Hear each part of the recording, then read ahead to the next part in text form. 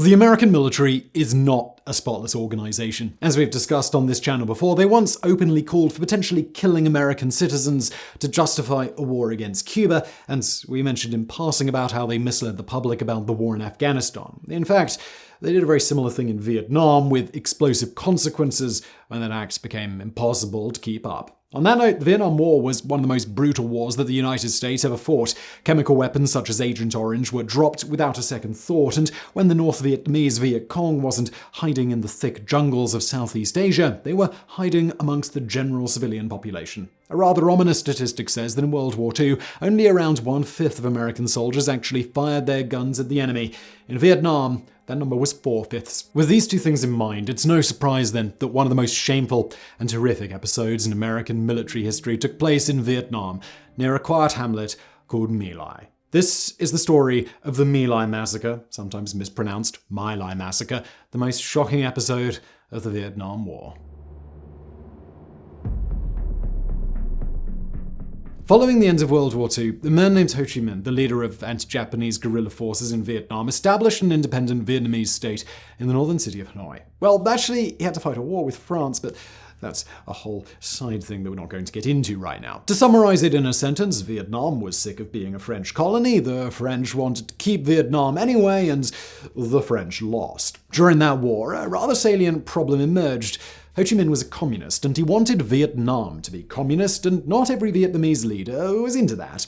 The French, in particular, were super not into that, and so a rival government was established in the southern city of Saigon. This rival government was initially intended to remain a part of France as a protectorate, but then the French lost, so that plan fell through. The French recognized North Vietnam's communist government and withdrew. Their rival government in the south, however, that remained. This left Vietnam in an awkward but familiar situation. There were two governments, one controlled by hardline communists supported by the Soviet Union and others, and one controlled by hardline anti-communists supported by the United States and others. Since communists and anti-communists are not known for getting along, fighting soon broke out. But this fight would not be like the Korean War, which had taken place some years earlier. Instead, a significant amount of the fighting in the early years would be performed by a group called the National Liberation Front of South Vietnam, known informally as the Viet Cong. The Communist Party of Vietnam approved a People's War in 1959 and began supporting the Viet Cong the following year with weapons, supplies, and bases. This drew the attention of the United States, which began sending military advisors to South Vietnam to help conduct their defense against the North. To cut a long story to about medium length, the war intensified and the United States became more and more invested in South Vietnam's success, which translated into deploying more soldiers to South Vietnam in an attempt to fight off the Viet Cong. But the American soldiers that were deployed to Vietnam found themselves in a war unlike any that America had fought before. Relative to a normal war, a guerrilla war makes everything rather vague. The objectives, the maps, even the enemy itself, all of it becomes blurry and more difficult to narrow down. In terms of combat, there are no front lines. Americans began conducting so-called search and destroy missions, and instead of measuring combats by victories, they measured them by body counts. If the enemy's losses were higher, then America was winning. Territorial control was more or less non-existent. The Viet Cong could attack just about any part of South Vietnam with impunity,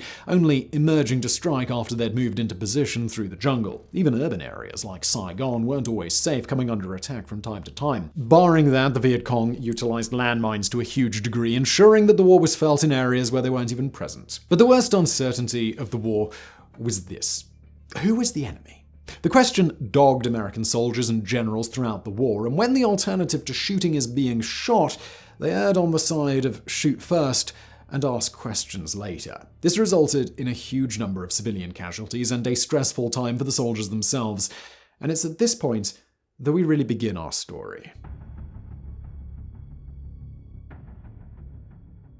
In January of 1968, the Tet Offensive took place, and Viet Cong forces attacked locations all over South Vietnam. The offensive was a tactical failure, a huge one. In fact, it would later become a significant factor in the American withdrawal. Another thing it did was send the American military command into a bit of a tizzy.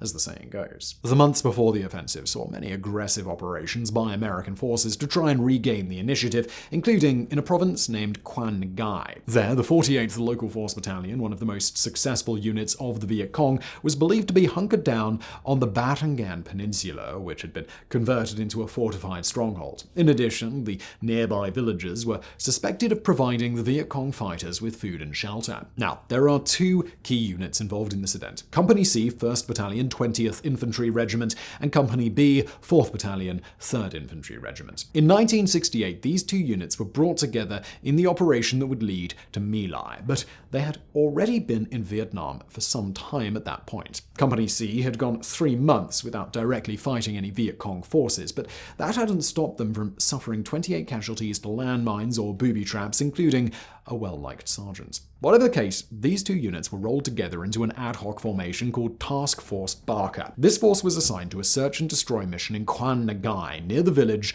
of Sun Mi, which was erroneously marked on US Army maps as My Lai. As a side note, there are several names for the area and the villages in it. This video will use My Lai to refer to all of them, just for the sake of clarity. An attempt was made to secure the area in February 1968 with limited success, but the higher-ups were determined to try again, and so in mid-March another operation was commenced. Prior to launching the operation, officers were urged by their superiors to be as brutal as possible, burn houses, kill livestock, and destroy food and water supplies. They were also told in no uncertain terms that any civilians in the village would have left for the farmers' markets by the time they arrived, and that any who remained were most likely Viet Cong fighters or sympathizers. There are differing accounts of the exact quoted words, but in general the soldiers were told to give no quarter, even to women and children. And so, on March 16, 1968, the operation commenced. The timeline of the incident was put together through the testimony of witnesses at the trials over the events.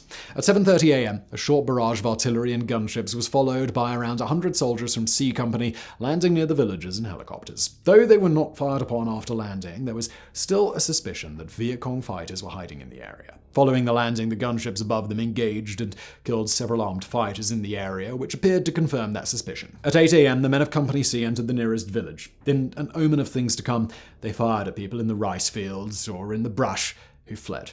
At around 8:15 to 8:30, Company B was landed in another village just north of Company C.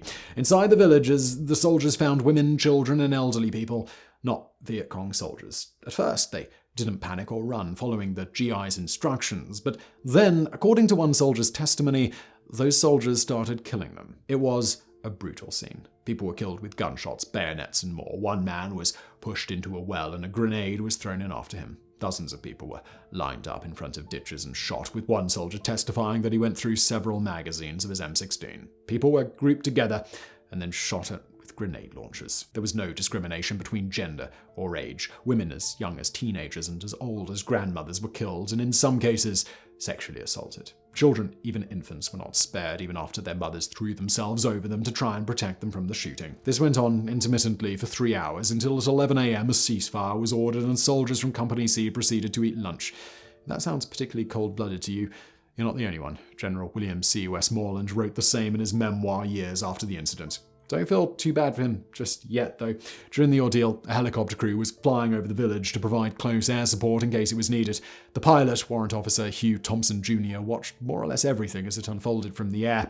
He radioed HQ several times, but nothing was done about it. He and his crew landed once to ask the soldiers if the civilians needed help, but they got no good answers, with one soldier telling a shocked Thompson that he was helping them out of their misery. Thompson took off again and after some time decided he'd seen enough. He landed his helicopter to help a group of civilians who were trapped in a bunker. He then told his American crew to fire on the American soldiers if they shot at the people inside. Thompson managed to talk the civilians, mostly women and children, over to his helicopter. He then flew them out of the village in 2 groups, staying behind with the second group to protect them from his own colleagues. After that evacuation, Thompson landed his helicopter a 3rd time to rescue a 4-year-old girl who had crawled out of a ditch, bloodied, but apparently unharmed. Upon returning to base, he told his superiors that American infantry in My Lai were no better than the Nazis.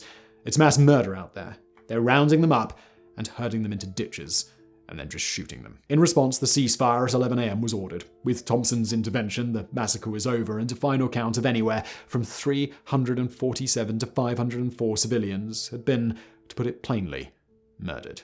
On the American side, there was a single casualty, a soldier who had shot himself in the foot to avoid taking part in the massacre. But now would come the next shameful chapter in this story, the aftermath. At first, not much was made of the operation in My Lai. The combat report stated that 22 civilians and 128 Viet Cong combatants had been killed, and the operation was dubbed a success. Several higher-ups, including General Westmoreland, congratulated the unit on a job well done, but there were rumors. Some soldiers spoke of a routine brutality against Vietnamese civilians, and one, Ronald L. Ridenau, who had flown over My Lai several days after the massacre, sent a letter to some members of Congress urging an investigation into the Pinkville incident, Pinkville being the soldier slang for the My Lai area. Despite the official reports, it was clear that something bad had happened at My Lai. Information came in dribs and drabs until November in 1969, fully a year and a half after the massacre, when the full extent of what happened came to light. Journalist Seymour Hersh published a story on the massacre through the Dispatch News Service, and it caused an uproar. The Nixon administration immediately created a My Lai task force, not to investigate the massacre, but to contain the scandal in the press, which in hindsight isn't that surprising with regards to the Nixon administration. The attempt to control the scandal was not successful. All the major networks picked up on it, and soldiers from the two companies responsible for the massacre were interviewed, and harrowing photographs were published for all to see.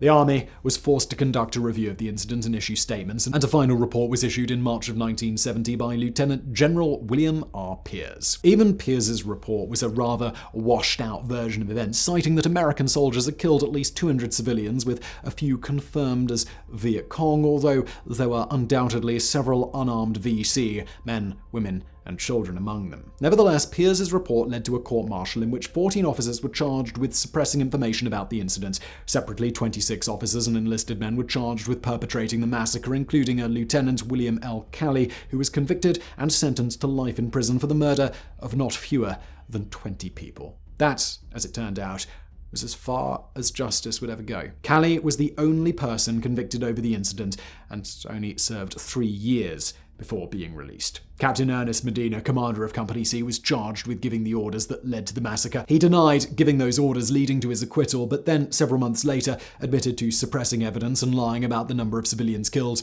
In the end, with Calley's brief conviction, nothing else came of My Lai. Public opinion in America had long soured on the Vietnam War, and the revelations of what happened only served to harden those feelings. Following this trend, America withdrew from Vietnam in 1972, and the war ended in 1975, with the North conquering the South. The pain of that day has long remained, however, and the survivors most certainly haven't forgotten.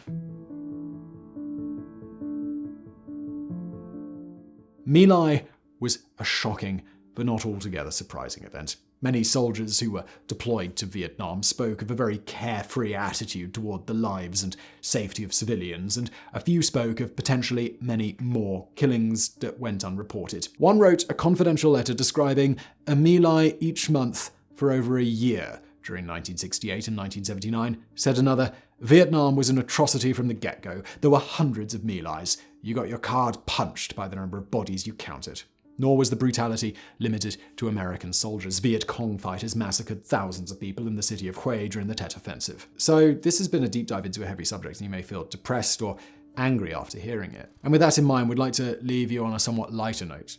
Following his actions at My Lai, Hugh Thompson was awarded the Distinguished Flying Cross, crediting him with rescuing a young girl in My Lai from intense crossfire. In response, Thompson threw his medal away. He and his crew were called traitors by several congressmen, but 3 decades later, they would be decorated for their actions, receiving the Soldier's Medal for saving the lives of at least 10 Vietnamese civilians during the unlawful massacre of non-combatants by American forces at My Lai.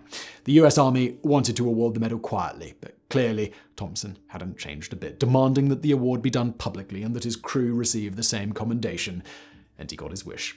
Today, My Lai stands as a microcosm of the wider horror of the Vietnam War and how it stripped away the humanity of those who took part. Even so, there are still those who manage to show their integrity and stand for it, protecting innocent people in the face of danger. There's a word for people like that: heroes.